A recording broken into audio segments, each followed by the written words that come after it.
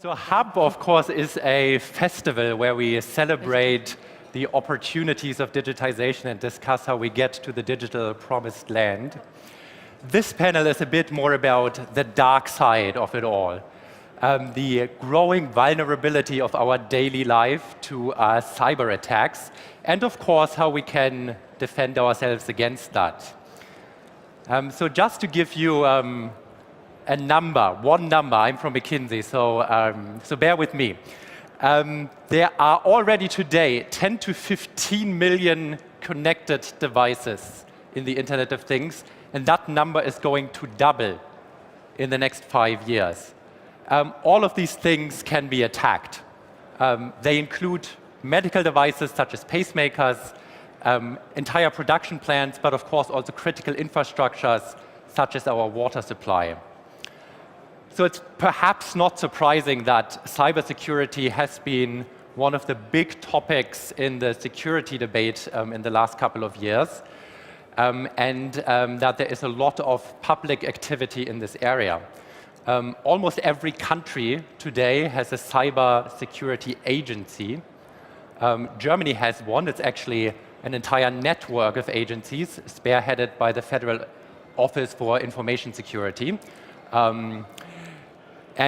Today what we want to do in this panel, where we actually have a representative of this institution, is to give you an overview of cybersecurity as a public challenge and what the state can and should do and what it's already doing today. And for this, we have a very distinguished panel. Let me introduce them one by one. First of all, we have an academic perspective with Dr. Annegret Bendiek. She is a senior associate at the German Institute for International and Security Affairs, where she specializes in cybersecurity topics, among other things. She's not also researching and writing about it. She's actually, or she has shaped German foreign policy in this regard, being one of the co-authors of the Review 2014, the German Foreign Office, which sort of looked gave a very broad picture of German foreign policy. Cybersecurity, one of the upcoming topics, and she was seconded to the German Foreign Office to write this report. We then have Dave Lewis, who represents the industry perspective in this panel. He currently is the Global Security Advocate at Akamai Technologies. That is a cloud services provider. He has 2 decades of experience in this field. He has a website, Liquid Matrix, which is all about cybersecurity, and which I personally did not know before. He is the creator of the asshat emoticon, which I'm sure everyone is using very frequently. Then we have 2 representatives of the German government. The first one is Horst Samsel. He is the representative of the Federal Office of Information Security, where he heads the department for consultancy for the state, the economy, and society. And last but not least, we have Dr. Burkhard, who is a spy. He is the head of the division of Counterespionage at the Federal Office for the Protection of the Constitution. Wonderful. Ms. Bendiek, so let's start with a global perspective on the topic of cybersecurity. Where is this topic in the range of security issues? And maybe before you answer that question, you can say a few words about your institute so that everyone in the audience knows where exactly your perspective is coming from. Okay, thank you very much for the invitation here.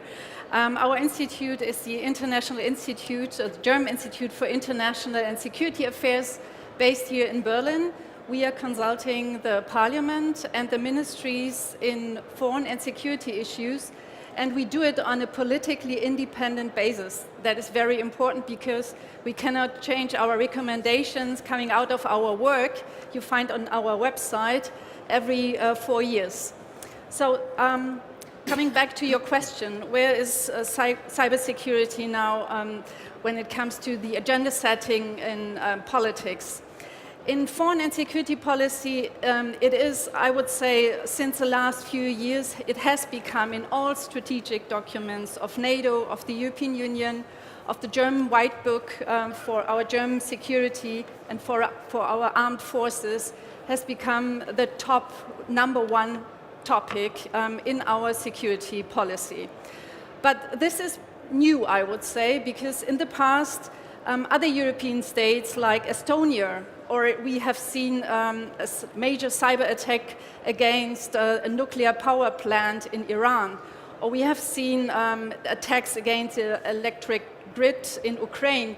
These are really serious cyber attacks against critical infrastructures, and that also gave an impetus for European policy and German policy making to define cybersecurity as a top priority in foreign and security policy. So it's not any longer new as a topic as it was after the Snowden revelations in 2013. Yeah. And in your opinion, are we panicking, or are we still naive and sort of not really prepared for the threat that's ahead? I think we are not panicking.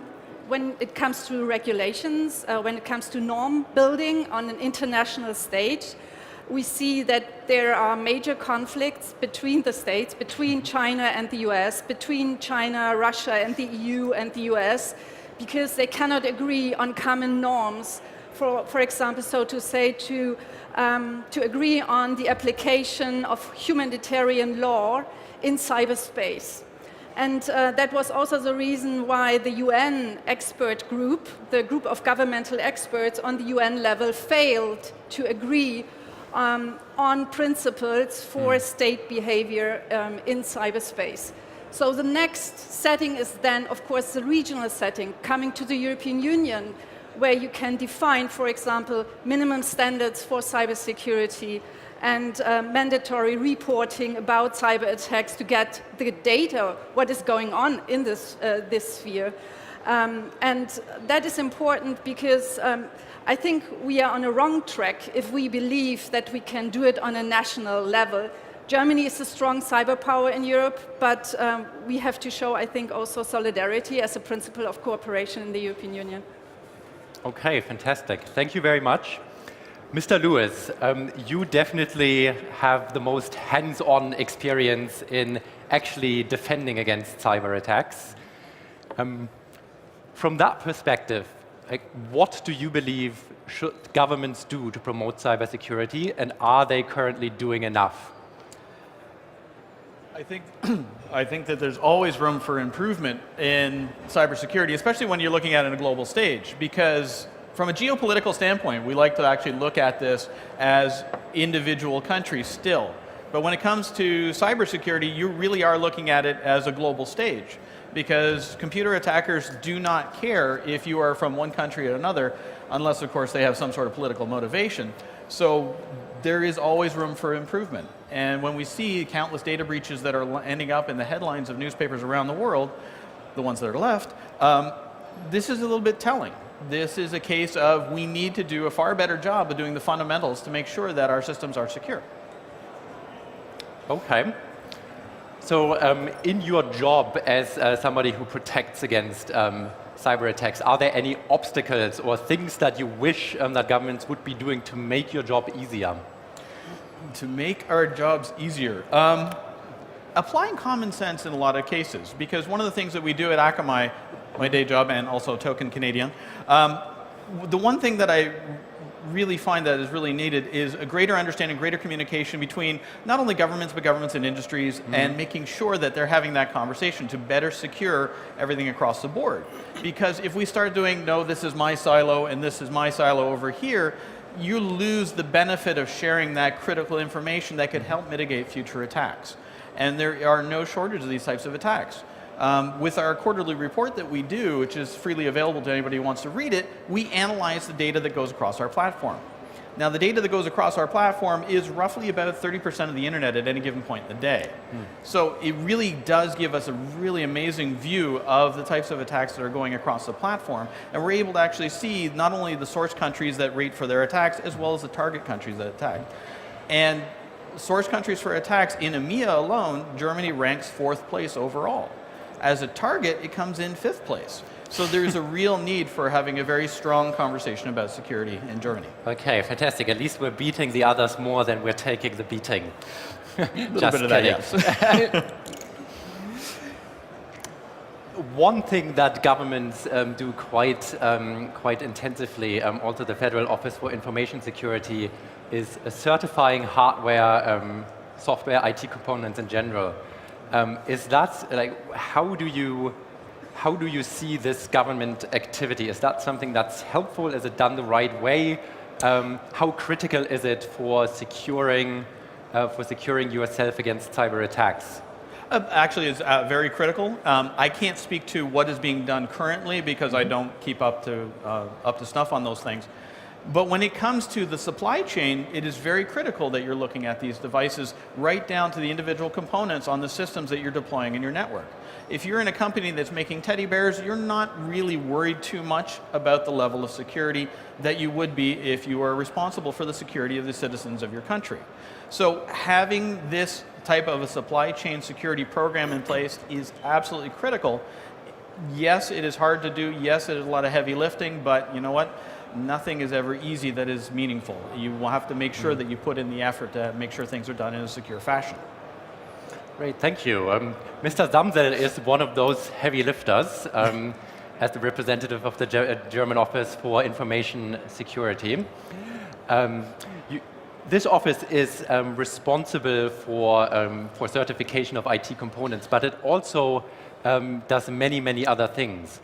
I think what would be interesting for the audience and for me, where do you see the threat for the German state, Germany as a country today, and what is the overall role of your office in defending us against that threat?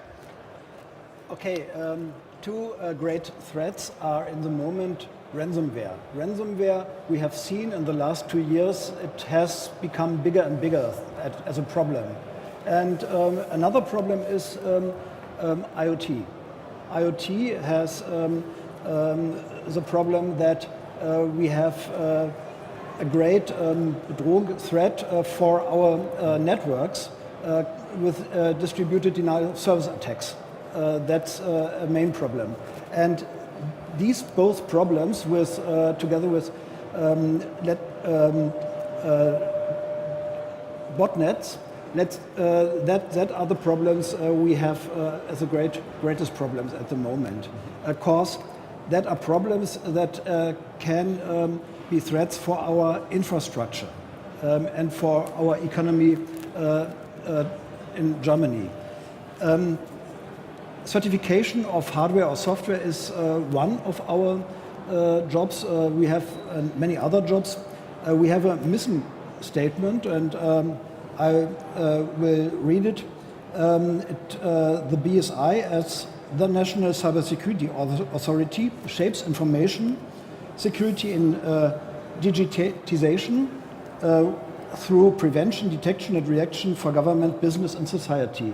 And what we practice is a cooperation with many stakeholders that are other offices, that are many companies, global players too, and I think it's very important that you have this cooperation with the other parts in the digitization to get digitization projects and to get security by design. Yeah? There are projects we work together with other partners like automotive, like health card, electronic health card, or in the past electronic passport and so on. And in these projects we have, it's very important, security as a main goal.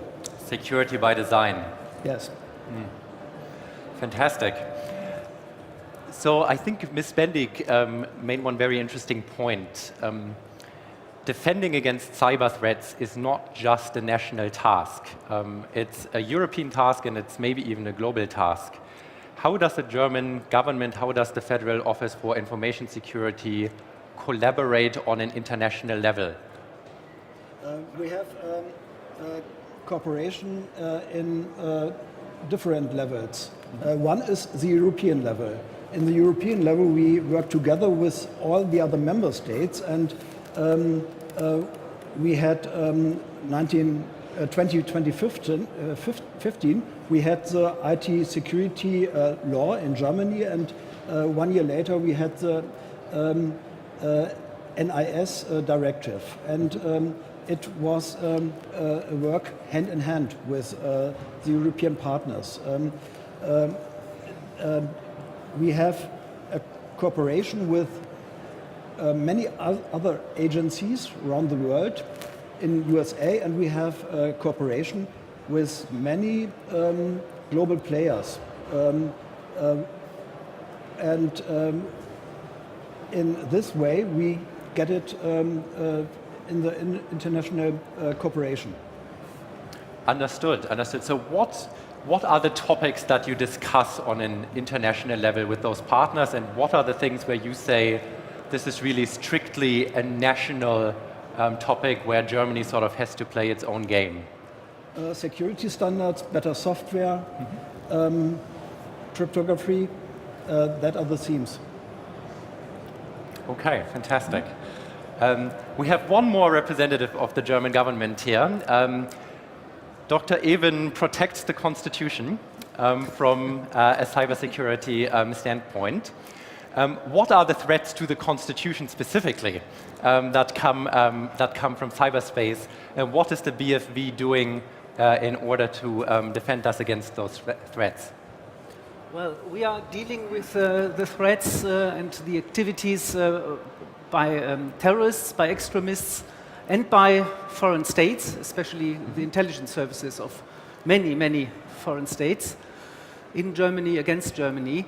And they all need the internet, they all need the means of cyber as a very important tool. It's not the only threat when you are thinking about espionage, for example, but you have to prioritize cyber very, very high if you want to be able to deal with this and to cope with these risks.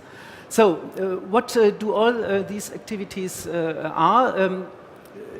They all, that means the terrorists and also foreign states, they need internet for communication, they need it for propaganda, for espionage, of course, and for sabotage. You gave some examples, some concrete examples when it was your turn.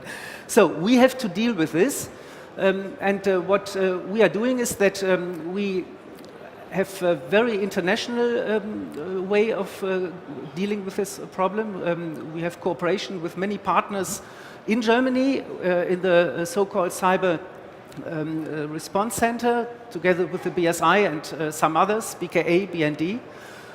We have international partners. We have companies as a partner. It's very important.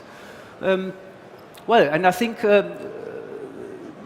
we don't do at the moment everything we could do, but we are much better than we used to be 2 or 3 years ago. So German government with the new cyber security strategy did a lot, and now we are on the way to do all the things written in this strategy. We know some examples around the world where we see what can be done by governments, but I think we are not so bad in Germany. Great, that actually sounds quite comforting.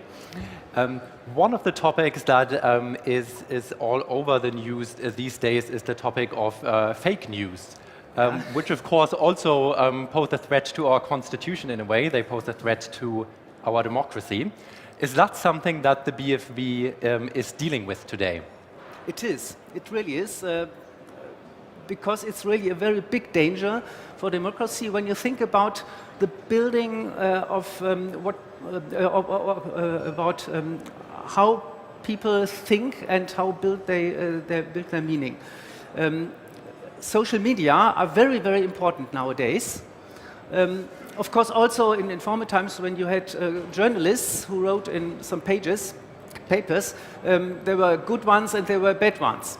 But nowadays, everybody on the world has the possibility to influence everybody else in the world. And this is the chance also for those who don't want to be democracy, don't like democracy. That means everybody can say and think what he likes, but they want to influence. So, if you think about social bots, where you think it's one opinion, but in reality it's one person, and it seems to be that there are thousands of speaking with a million voices of opinions of the same. That's one point, and the other point is fake news are not be seen. If you have a message thrown all over the world, then you can't see if it's true or not. And even normally and good journalists don't know is it really a good idea to ask another person if it's really right, because when I do that, I lose time. And many people don't lose time. And so it's really a big topic, not only because it could be that the Russians influenced German and other elections, but also because also extremists can do exactly the same. And what can we do against it? Well, we have to be aware of it. It's a good idea to talk about that. And I think in the last year, before the election in Germany, it was very good that in the public opinion and in the public discussion, we talked very much about this. So it was not so easy for others to do it, to really try to influence German election without being seen. And so the only thing I can tell you is talk about it and raise the awareness at every person. Understood. Maybe one last question for you, Dr. Evers. You, of course, also need to listen into people to see what they're doing and if they're planning anything malicious against the German constitution. Do you sometimes have qualms about things becoming more secure in the IT world? Well, it's really a big problem. When we make awareness talks with companies or with individuals, we tell them to use special crypto techniques that their secrets are secure. And we also use it for our own communication. So it's always a good idea to do that. And on the other side, also terrorists and spies against Germany do it. So, of course, it's a big challenge we face, but I think every normal company should use these techniques. It's the only way you can hinder others that you become a victim. So unfortunately, the certifications, the certified hardware is also accessible to terrorists, making them more secure. But I think on balance, probably the advantages outweigh the disadvantages to the spying community. I would say with that, we can close the discussion for today. I think this was a great overview of what are the specific threats that are facing governments around the world, are facing Germany as a country, and I think we got some interesting insights what our government is doing to protect us.